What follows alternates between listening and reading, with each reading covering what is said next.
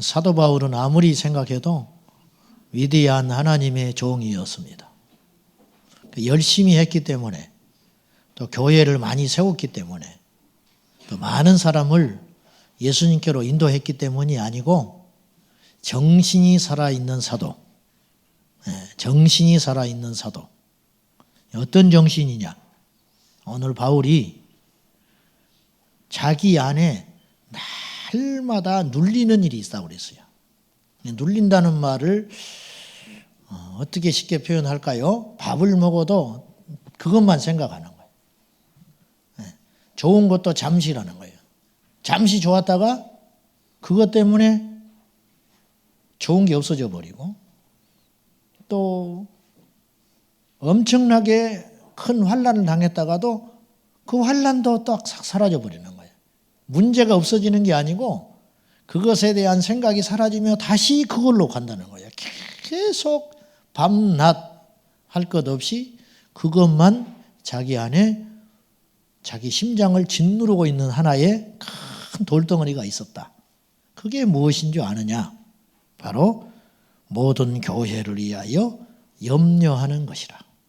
그럼 어떤 염려였느냐? 교회가 불날 걸 걱정하고 교회가 무너질 걸 걱정하고 그것이 아니고 그 속에 그 교회 공동체 안에 속해 있는 성도들이 믿음에서 실족할까 봐.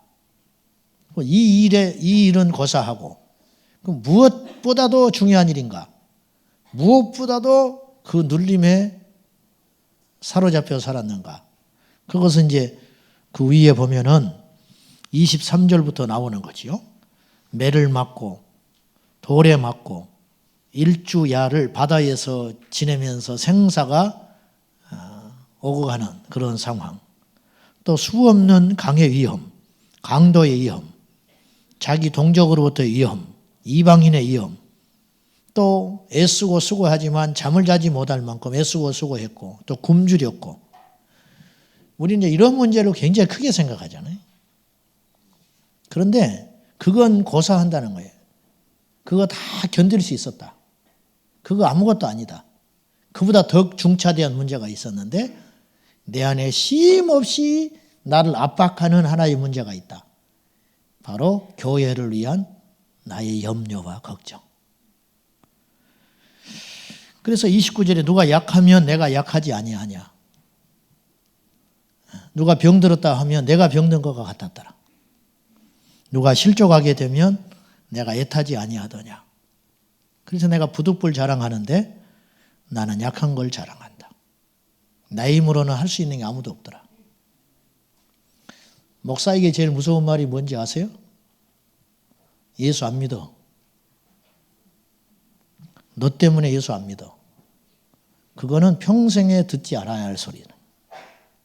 이제 그렇게 표현은 안 하지만 그런 일이 일어난다면 이건 소름 끼치게 두려운 일이라는 거예요. 저도 목사지만 오늘날 목회자들이 과거에 우리 믿음의 선진들만은 못 따라가는 부분은 지식이 아니에요. 신학적 지식이 아니라고. 교회 행정력이 아니라고. 그건 뭐냐? 우리 안에 얼이 없어. 얼. 설교자를 두 종류로 구분을 해요. 에토스적 설교자가 있다. 즉 지식으로 전하는 설교자가 있다는 거예요.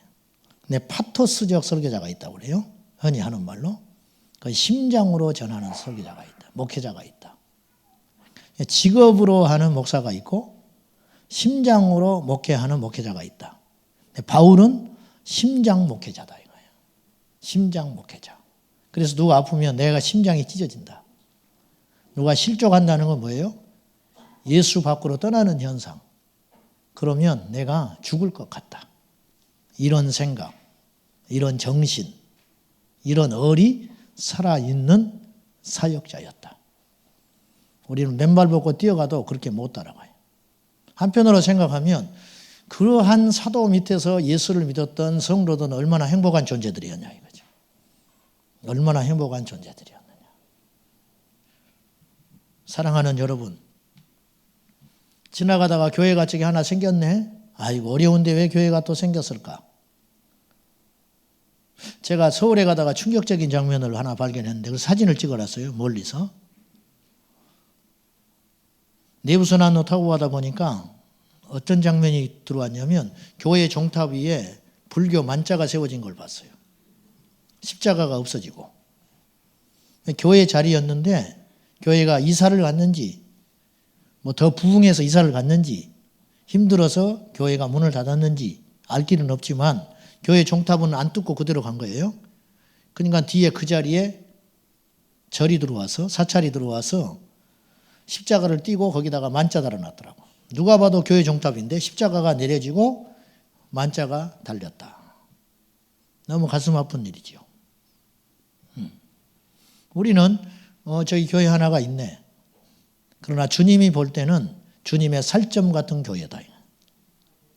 주님의 살점 같은 교회. 왜? 피로 값주고 산 교회이기 때문에.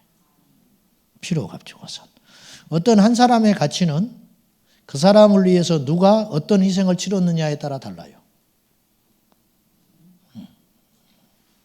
우리는 제각기 남이 볼 때는 어떻게 생각할지 모르나 부모의 눈에는 생명과 맞바꿀 수 있는 유일한 존재라는 것이죠. 우리가 그렇게 존귀한 존재들이거든요. 교회는 어떤 곳이냐? 이거 잊지 마세요. 우리는 적어도 예수 안에 있는 우리는 교회를 만만하거나 쉽게 생각하면 안 돼요. 세상 사람들은 교회를 모르니까 이러쿵저러쿵 말을 할 수 있어요. 그러나 예수 안에 있는 우리는 교회를 바라보는 시야는 달라야 해요. 그건 뭐냐?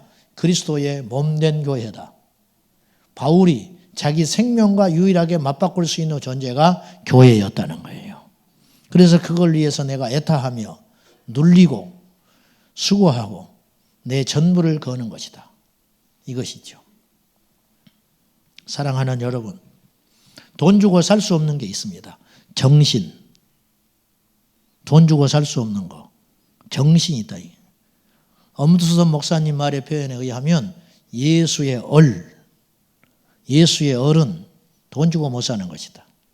건물로 못 사는 것이다. 바라기는 우리 교회가 예수의 얼로 충만한 교회가 되기를 바랍니다. 살아있는 생명 공동체는 숫자에 있지 않습니다. 살아있는 생명 공동체는 어떤 자세로 하나님을 섬기는 사람들이 있는가? 우리 교회가 주님 앞에 큰 교회로 소문나지 말고 주님 앞에 유력한 사람들이 모인 교회로 소문나지 말고 한 영혼을 소중히 여기는 교회. 이해하고 들으십시오. 저는 지금까지 목회를 하면서 단 한 번도 생각도 안 해봤는데 부요한 자가 왔다고 해서 잘됐다 생각해 본 적 없습니다. 약한 자가 왔다고 해서 경시해보지 않으려고 했습니다. 이건 저만이 아니고 이 땅의 모든 목회자는 당연히 그럴 것입니다. 성도 여러분, 주님 안에서는 한 영혼의 가치는 똑같습니다. 재벌 총수나 길거리 노숙자나 똑같습니다. 근데 사람인지라 자꾸만 자본주의 논리로 교회가 흘러가는 현실이 아프고 주님을 울게 하고 있는지 모르겠습니다. 주님이 오시는 날까지 우리 교회가 존재하는 한은 갈수록 더 순수해지고 우리 교회가 진리에 더 날카로워지고 약자 앞에 더 친절하며 강자 앞에 비굴하지 않는 예수님의 정신을 닮은 그러한 생명 공동체가 되어서 우리 교회의 주인은 예수 그리스도입니다. 잊지 마십시오. 저도 행세하지 않고 여러분도 행세하지 말아야 할 것이고 제가 어쩔 수 없이 책임자로 청지기로 있는 것이지 누군가는 설교해야 하니까 제가 설교합니다. 누군가는 어떤 결정을 해야 하니까 제가 결정하는 것입니다. 제가 없으면 더 탁월한 주의 종이 올 것이고 더 설교하게 될 것이고 더 탁월한 사람이 결정하게 될 것입니다. 저는 아무것도 아닙니다. 그러므로 우리 모두가 저나 여러분이나 그런 정신을 가지고 우리 귀하신 장로님들, 우리 훌륭하신 우리 성도님들과 함께 이렇게 아름다운 주님의 교회를 이루어갈 수 있는 복을 하나님이 저에게 주셨으니 변치 않는 정신으로 흔들리지 않는 굳건한 심정으로 주님 오시는 날까지 달려갔으면 좋겠습니다. 사랑하는 여러분, 우리 예수님은 눈에 안 보입니다. 그러면 예수님을 사랑하는 방법은 어디에 있을까? 주님의 몸된 교회를 아끼고 사랑하는 것입니다. 주님의 일을 여러분이 어떻게 하겠습니까? 주님의 일, 교회 일 하는 것입니다. 제가 열심히 목회하는 것이 주님의 일 하는 것입니다. 여러분이 교회에서 열심히 영혼을 돌보는 것이 주님의 일 하는 것입니다. 우리 선생님들, 내 눈앞에 있는 한 영혼을 소중히 여기는 것이 주님의 일입니다. 우리 셀리더 여러분, 그렇게 전화하고 그렇게 믿음으로 키워주려고 하지만 사고 뭉치, 말 듣지 않고 변화되지 않는 그 영혼을 위해 눈물 뿌려 기도하는 그것이 주님의 일입니다. 우리 하나님이 여러분의 수고와 노고를 아시고 저 천국에서 의의 멸류관을 예비하고 준비하셨으니 주님 오시는 날까지 그리스도의 몸된 교회를 위해서 열심히 땀 흘리고 피 흘리고 눈물 뿌려 하나님께 영광 돌리는 생명 공동체, 그래서 예수님의 제자를 키워내는 우리 제자 광성 모든 지체가 될 수 있기를 예수님의 이름으로 축복합니다. 저는 계획이 없는 사람입니다. 어때까지 뭘 해보겠다. 대책이 없는 우리 교회, 대책이 없어 우리 교회. 그런 무책임한 말이 어디 있습니까?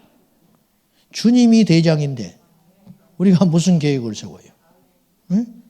뭐 성전을 짓는다, 목사님 뭐 그런 소리 하지 마. 답답한 건 주님이 더 답답해. 좁으면 주님이 어떻게 알아서 하시겠지.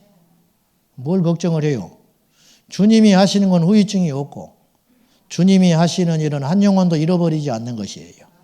절대로 성령을 초월하지 말고 절대로 규모를 따라가지 말고 내 앞에 있는 한 사람, 내가 맡긴 그 하나의 일, 그 일을 위해서 하루하루 충실히 하다 보면 오늘 하나님께서 나를 높이시기도 하시고 오늘 하나님께서 내게 복을 주시기도 하시고 측량할 수도 없는 엄청난 은혜들을 또 우리 가정에 부어주실 수 있는 것입니다. 그리 아니하신다 할지라도 상관없어요. 사랑하는 여러분, 날로 예수 안에서 성숙해지시고 날로 예수 안에서 더 순수해지시고 날로 십자가로 더 가까이 가는 저와 여러분 될 수 있기를 예수님의 이름으로 축복합니다. 기도하겠습니다. 하나님, 부족한 사람에게 이렇게 큰 복을 주셔서 감사합니다. 감당할 수 없는 성도님들과 일을 주셨으니 예수님, 저는 약하여 아무것도 할 수 없으니 오셔서 친히 일하여 주시고 결정하여 주시고 행하여 주옵소서. 우리는 다윗처럼 예수님 앞세우고 골리앗과 전쟁하러 가겠으니 주님께서 앞서 행하여 주옵소서. 우리 성도님들 예수 안에서 날마다 주님만 자랑하고 복음만 자랑하고 우리 주 예수 그리스도만 자랑할 수 있게 하여 주시옵소서. 우리 교회의 주인 되신 예수님의 이름으로 간절히 기도하옵나이다. 아멘.